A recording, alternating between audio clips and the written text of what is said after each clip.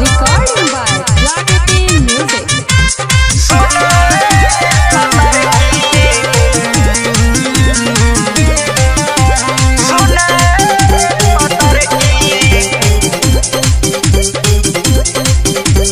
सचिन से तू नैना लगा के सरवन के हो गईलू।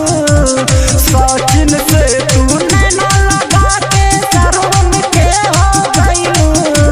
सुन रे पतर की काहे गोविंद के छोड़लू। सुन रे सवर तो काहे गौतम के छोड़लू।